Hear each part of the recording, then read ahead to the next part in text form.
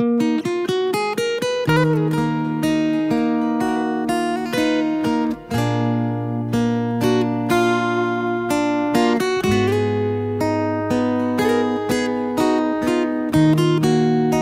hari ini kita nak sambung juga ulang kaji kita, pengajian tajwid kita di My Quran Time, iaitulah tentang sifat huruf. Kita telah kongsikan sebelum ini, dan hari ini kita nak kongsikan sifat huruf itu apa dia, kelebihan memahami sifat huruf. Yang pertama, sifat huruf adalah salah satu daripada ilmu tajwid, telah disebut semalam, dan juga sifat huruf ialah ciri yang menjelaskan perihal sesuatu huruf, kerana melalui sifatnya seseorang itu mampu melafazkan dengan baik. Contoh, kita kata sifat huruf ra, kan, ataupun sifat huruf ba, ataupun huruf qalqalah, antaranya ada 5: ba, ju, dah, qata, bal, jim, dal, qaffa. Apa sifat dia pula? Akan bergetar ataupun melantun dan sebagainya. Itu sifat-sifat mana kita lebih ketahui sifat-sifat itu ataupun huruf itu lebih mendalam lagi, aksesori dia. Sekarang kita tahu dah tempat keluar dia. Penting pula kita belajar sifat dia supaya kita lebih mengetahui huruf itu, dan bila kita mengetahui lanjut tentang huruf itu, maka kita akan membacanya ataupun menyebutnya dengan betul dan baiklah. Itu sah. Jadi mudah-mudahan kita akan terus belajar lagi sifat-sifat huruf tu, ya. Masya-Allah. Itu adalah cara untuk kita kita ingin menyambung lagi pengajian tajwid kita. Semalam kita dah sebut beberapa kelebihan, dan hari ini kita nak sambung lagi kelebihan mengetahui ataupun mempelajari sifat huruf. Apakah kelebihannya? Iaitulah kita nak menyambung hari ini kelebihan-kelebihan sifat huruf. Antaranya iaitulah sebagai pelengkap kepada makhraj, kerana ianya memerlukan antara satu dengan yang lain. Menjadi pelengkaplah, kita nak tahu sifat dia. Huruf tempat keluar kita dah tahu, kita nak tahu pula sifat dia. Membantu melancarkan sebutan huruf dengan sempurna. Betul? Kadang-kadang huruf sad contohnya, kita dah tahu tempat keluar, tapi bila kita dapat tahu pula sifat dia, maka dia akan memberikan lagi penekanan ataupun ketepatan kita menyebut huruf tersebut. Dan yang ketiga, membantu memperkemaskan ketepatan sebutan huruf. Dia akan memperkemaskan lagi ataupun memberi ketepatan dalam sebutan huruf yang kita ingin sebut. Contohnya huruf fa, huruf shin, sya, ada sifat dia apa dia, sya. Huruf ta, contohnya ketika waqaf, ada sifat apa, ketika kita matikan huruf dia, ada apa, ada berbunyi ke, ada hamas ke, berhampuran ke, dan sebagainya. Itu antara kepentingan mengetahui sifat-sifat huruf. Antaranya tadi Ustaz, kalau saya boleh kongsikan, sahabat-sahabat Al-Quran semuanya, saya baca tadi pada ayat yang ke-47, kita baca kama la'anna ashabas sabt. Tengok tu, kalau kita tak hati-hati, dia boleh jadi kita baca ashabas sabt, ba hilang, ta hilang. Ataupun ada ba saja, ashabas sabt, ta hilang juga. Marah ta. Berhenti kat rumah ai, tak sebut pun nama ai. Contohlah sangat tu. Jadi kena hati-hati. Dia panggil kat situ ijma' harfani sakinain, bertemu atau berkumpul dua huruf yang sukun, yang mati. Ba sukun, ta pun kita matikan dia dengan sebab nak waqaf. Jadi semua kena bunyi. Ashabas sabt. Ba qalqalah dengan huruf ta. Kan. Jadi kena hati-hati kat situ. Itulah pentingnya kita mempelajari ataupun mengetahui sifat huruf. Mudah-mudahan kita akan dalami lagi dalam episod-episod akan datang, insya-Allah. Kita akan pergi detail lagi saat insya-Allah. Setiap huruf itu apakah sifat-sifatnya? Sifat-sifatnya. Baik, jadi itu pelajaran Al-Quran. Kita nak ambil sedikit masa untuk tajwid pada kali ini. Kita setelah berpindah dalam bahagian apa? Sifat huruf. Makhraj dah selesai. Kita dah berkenalan tempat keluar huruf, tempat lahir huruf di mana. Sekarang kita nak tahu apakah sifat setiap huruf-huruf Al-Quran. Dan pada hari ini kita nak mukadimahnya, pendahuluannya, apakah kelebihan kita belajar ataupun memahami sifat huruf ini. Sudah pastilah yang pertama antaranya dapat membezakan lafaz sebutan bagi huruf yang berkongsi pada makhraj yang sama. Kan ada huruf seperti huruf dal, seperti huruf ta, seperti huruf ta. Tiga huruf ini berkongsi pada makhraj yang sama, tempat lahirnya sama, di mana hujung lidah ditekan ke gusi pengikat gigi ataupun permulaan gigi atas kita itu. berkongsi pada tempat yang sama. Kalau tak percaya cuba kita sebut ta, tempat ta tu kita sebut da, tempat dal tu kita sebut ta. Da ta da ta, da ta ta. Tapi hujung lidah tempat yang sama, tapi boleh keluar huruf yang berbeza. Apa yang membezakan huruf ini? Yang membezakan huruf ini adalah sifat huruf. Yang kedua apa dia? Dapat mengenal huruf yang kuat dan yang lemah. Ada huruf tu bersifat dengan kuat. Ada huruf tu huruf yang lemah. Masuk lemah di sini bukan kita nak kena sebut dengan lemah. Huruf ha tu lemah Ustaz. Dibaca pun bismillahirrahmanirrahim dengan lemah juga. Bukan masuk baca dengan lemah. Lemah tu kita nak elakkan lemah. Dah tahu kan huruf tu lemah kan? Jangan lemahkan huruf tu. Jelaskan huruf tu. Dan yang ketiga dapat mengenal huruf yang tebal dan huruf yang nipis. Sifat huruf bila kita belajar semuanya akan membentuk perkataan ataupun bunyi intonasi yang cukup sedap. Tak payah belajar tarannum. Sebut sifat huruf dengan betul dulu, dia akan bunyi cantik huruf tu, tebal, nipis. Kenapa Allah tebal bunyinya? Kenapa tak nipis? Sudah pasti bila kita baca dengan sifat-sifat huruf yang betul, maka bunyi intonasi Al-Quran itu yang bertaraf mukjizat itu akan bunyi yang sedap, bunyi yang sesuai dengan Al-Quran. Dia tidak ada pada mana-mana bacaan, hanya Al-Quran Karim, Ustaz. Masya-Allah.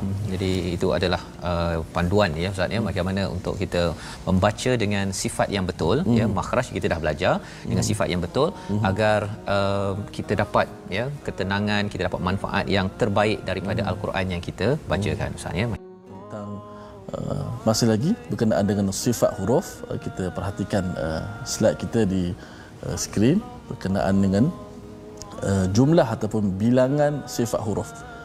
Sifat huruf Al-Quran yang kita dah belajar apa itu sifat huruf, dan hari ini kita sebut tentang bilangan sifat huruf. Ulama berselisih pendapat berkenaan berapakah jumlah sifat huruf.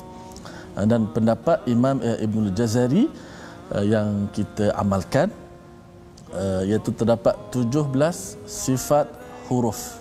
Semua ada 17 sifat huruf kesemuanya yang akan kita huraikan satu persatu bermula pada episod yang hari esok, iaitu hari yang Jumaat lah. Kita akan kupaskan satu persatu 17 sifat huruf ini. Maknanya setiap huruf itu dia ada sifat. Paling kurang setiap huruf dia ada 5 sifat. 5 sifat. Ada huruf yang ada 6 sifat, dan sekurang-kurangnya setiap huruf dia mesti ada 17 sifat. Ada 5 sifat. 17 sifat itu, 10 daripada 17 itu adalah sifat berlawanan. 5 lawan 5. Kalau tinggi lawannya rendah. Contohnya. Okey, 17 sifat, 10 daripadanya adalah sifat berlawanan, iaitu 5 lawan 5. Baki lagi 7 daripada 17 itu adalah sifat tunggal, sifat yang tidak memiliki lawan. So setiap huruf, maknanya saya sebut tadi 5 lawan 5. 10 sifat yang pertama itu 5 lawan 5. Maknanya setiap huruf paling kurang ada 5 sifat. Sama ada 5 sifat sebelah sini ataupun 5 sifat sebelah sini, dia akan kita kupas satu persatu berkenaan sifat huruf. Bila kita belajar sifat, sudah pastilah huruf kita akan dilantunkan dengan lebih cermat dan lebih kemas, insya-Allah. Baik, kembali pada Ustaz. Baik Ustaz, terima kasih atas pencerahan. Bicarakan tentang sifat-sifat huruf. Sebelum ni kita dah belajar makhraj huruf, tempat letak huruf di mana, di leher ke, di mulut ke, di hidung ke. Sekarang kita sedang belajar berkenaan dengan sifat huruf. Baiklah, sifat huruf dia terbahagi kepada 2 pula. Kalau kita lihat di skrin kita, sifat huruf ni terbahagi kepada 2 bahagian. Pertama disebut sebagai sifat lazimah. Apa itu sifat lazimah? Sifat lazimah ialah ciri yang kekal, pasti ada bagi setiap sebutan huruf dalam semua keadaan. Sebab itu disebut sifat lazim. Lazim iaitu mesti ada dalam semua keadaan.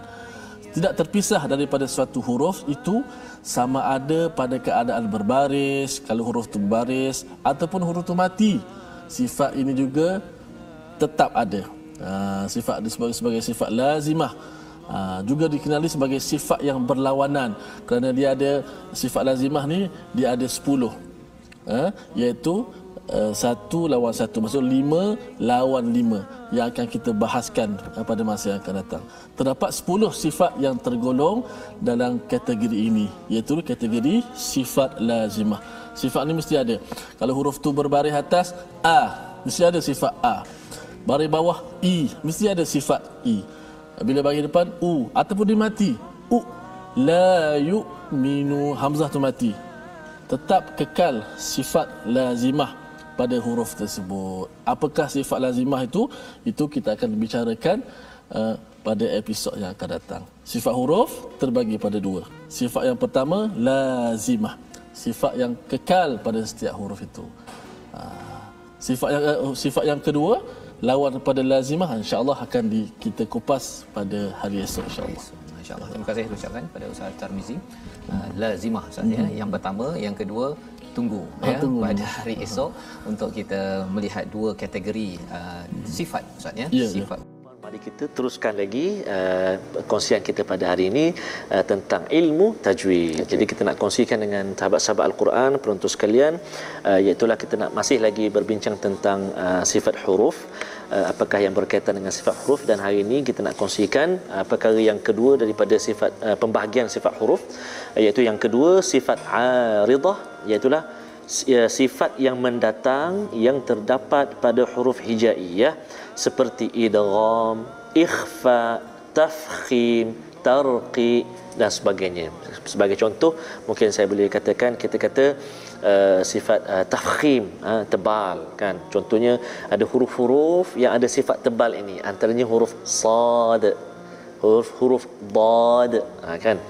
Ataupun tarqi, tipis pula Ustaz, ada yang tebal ada yang nipis. Jadi itu betapa pentingnya kita mengenali tempat keluar, kita dah belajar sebelum ni tempat keluar dia dan sifat yang ada pada setiap huruf itu. Dan insya-Allah kita dah kongsikan pembahagian kita yang dua itu, sifat lazimah dengan sifat aridah, dan kita akan sambung lagi selepas ini pada besok insya-Allah, lebih lanjut lagi berkenaan dengan sifat huruf. Macam Ustaz Fazrul lah, kita nak elaborate. Ustaz Fazrul, okey, sifat dia macam mana?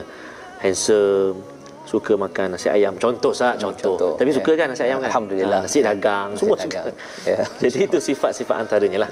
Jadi penting untuk kita mengetahui supaya dapat kita menyebut huruf-huruf dengan terbaik lah. Jadi bila kita dah tahu sifat itu Ustaz ya, maksud kita menunaikan hak sifat huruf tersebut. Betul, kalau tahu sifat suka makan nasi dagang, tunaikan hak bagi nasi dagang. Begitu lebih kurang. Amin. Pandai tadabburnya itu ya. Baik, kita terus masa untuk ilmu tajwid pada hari ini berkenaan dengan sifat huruf. Kita dah terang apakah itu sifat huruf. Hari ini kita nak belajar tentang sifat lazimah. Saya ulang, sifat lazimah ni sifat yang lazim mesti ada pada huruf tersebut, sama ada dalam keadaan macam mana pun, di berbaris atas, bawah, depan, mati ke, duduk sebelah orang ni ke, duduk sebelah orang itu ke, tetap sifat itu ada padanya. Itu dimasukkan dengan sifat lazimah. Terbahagi kepada dua bahagian. Iaitu sifat lazimah ni ada sifat berlawanan dan ada sifat tunggal. Sifat berlawanan dan ada sifat tunggal. Iaitu sifat berlawanan bermaksud sifat yang mempunyai lawan baginya. Dan sifat berlawanan ada 10. 10 tu maknanya 5 pasangan. Kalau kita buat contoh hari ini, kita buat 2 pasangan sahaja, iaitu sifat pertama jahar, lawannya hamas. Mana sifat pertama jahar, lawannya sifat kedua apa? Hamas. Sifat ketiga syiddah, lawannya sifat rakhawah yang keempat. Di tengah-tengah antara syiddah dan rakhawah tu disebut ada satu sifat dibagi sifat tawassul yang akan kita terangkan satu persatu bila tiba hari nanti. Hari ini tak sempat kita nak bincang semua. Hari ini kita nak sebut bahawa dia punya mukaddimah berkaitan dengan sifat tadi. Sifat lazimah, sifat kita akan belajar yang banyak ni ada terbahagi pada 2. Sifat yang ada lawan, sifat yang tidak ada lawan. Sifat yang ada lawan ada berapa? Ada 10. Hari ini kita sebut dulu 4 sifat. Baki kita akan sebut lagi pada hari esok. Dan seterusnya barulah kita bincang satu persatu. Apa itu jahar, apa itu lawannya hamas, apa itu syiddah, apa itu sifat rakhawah. Mudah-mudahan membantu sedikit sebanyak untuk kita dapat memperbaiki sebutan huruf kita, insya-Allah. Baik Ustaz. Baik, terima kasih diucapkan pada Ustaz Tarmizi berkongsi. Biasa kita nak belajar sedikit ilmu tajwid dan kita sedang membicarakan tentang sifat-sifat huruf. Sekarang ni belum lagi masuk satu persatu. Kita masih lagi menyebut tentang nama-nama sifat, jumlah bilangan dan kelebihan dan sebagainya. Hari ini kita nak melihat apakah yang disebut sebagai sifat-sifat yang berlawanan. Saya dah sebut sebelum ni kita ada 10 sifat berlawanan. Hari ini kita sebut dulu 6 sifat, iaitu 3 lawan 3. Masih lagi berkenaan dengan sifat lazimah. Sifat lazimah apa? Boleh faham dari sudut tajuk dia. Lazimah, lazim maksud macam ni. Sifat yang lazim ada pada setiap huruf. Macam mana keadaan huruf tu? Sama ada dia berbaris ke, ataupun dia mati ke, ataupun dia atas, bawah, depan dan sebagainya, dia tetap ada sifat. Sifat berlawanan, yang pertama isti'la. Isti'la lawan dia istifal. Kita sebut nama dia dahulu. Tuan-tuan mungkin boleh sebut di rumah. Isti'la lawannya istifal. So sifat yang ketiga lawan bagi sifat yang keempat.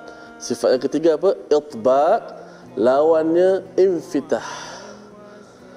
Okey, sifat yang kelima yang merupakan lawan bagi sifat yang keenam, iaitulah sifat ismat, lawan dia ialah idlaq. Ini 6 sifat yang kita ada lagi baki 2 sifat, iaitu lagi baki 2 sifat berlawanan yang mencukupkan 10 sifat yang berlawan. Apakah dimasukkan isti'la dan istifat, itu kita akan terangkan satu persatu. Apakah isti'la? Apakah huruf-huruf yang bersifat dengan sifat isti'la, dan apakah yang kita perlu sebut huruf itu supaya sifat isti'la itu ada pada huruf tersebut. InsyaAllah kita akan kupas dengan lebih mendalam satu persatu insyaAllah pada episod yang akan datang. Baik, kembali pada Ustaz Fas. Terima kasih. Senang penonton, kita nak belajar sedikit tentang ilmu tajwid. Kita membicarakan tentang sifat huruf, sifat huruf-huruf Al-Quran. Dan pada hari ini kita nak membicarakan tentang sifat huruf yang tidak ada lawan. Sifat huruf terbagi pada 2. Satu sifat lazimah, yang kedua sifat aridah. Sifat lazimah kita dah bicarakan, ada 2 pula, terbahagi kepada sifat yang ada lawan dia. Tinggi, rendah, kan, tertahan, terlepas. Pada hari ini kita nak belajar sifat yang tidak ada lawan dia, iaitu sifat tunggal, termasuk sifat yang tidak ada lawan baginya. Terdapat 7 sifat tunggal, iaitulah yang pertama safir, yang kedua qalqalah, yang ketiga lin, yang keempat inhiraf, yang kelima takrir, yang keenam tafashi, dan yang ketujuh istitalah. Ini adalah sifat huruf yang mesti ada pada huruf tersebut. Sebab bila kita sebut sifat lazimah, lazim, maksudnya sifat ini mesti melazimi huruf tersebut. Macam mana dalam keadaan dia berbaris ke, bawah ke, atas ke, mati ke, macam mana pun bagi dia tetap ada sifat-sifat tersebut. Apa dia software tu Ustaz? Apa dia qalqalah, lin dan sebagainya tu?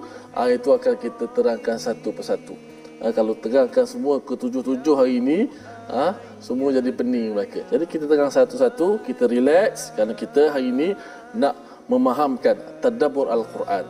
Ini kita ambil, walau macam mana pun kita ambil juga sedikit masa supaya dapat kita belajar sedikit ilmu tajwid untuk kita membetulkan sebutan huruf kita. Terima kasih Ustaz. Baik, alhamdulillah, ini adalah sifat huruf Ustaz ya. Ada Masih sekalian, seperti biasa kita nak belajar sedikit berkenaan ilmu tajwid. Kita masih lagi berada pada tajuk sifat huruf. Kita dah berkenalan dengan sifat huruf, sifat lazimah, yang ada sifat, yang ada 17 sifat itu, yang ada 10 sifat berlawanan, ada 7 sifat yang tidak ada lawan. Hari ini kita nak belajar iaitu sifat aridah. Pertama sifat lazimah selesai, iaitu sifat yang lazim ada pada setiap huruf, macam mana keadaan dia datang sekalipun. Hari ini sifat aridah. Aridah ni maksud yang mendatang. Ada 11 sifat bagi sifat aridah. Aridah ni maksud sifat yang mendatang. Itu izhar umpama, yang pertama. Yang kedua idgham. Yang ketiga iqlab. Yang keempat ikhfa. Yang kelima tafkhim. Yang keenam tarqiq. 7 mad, qasr, sukun, harakah. dan juga saktah. Ini sifat aridah yang akan kita belajar juga satu persatu setelah tiba masanya nanti.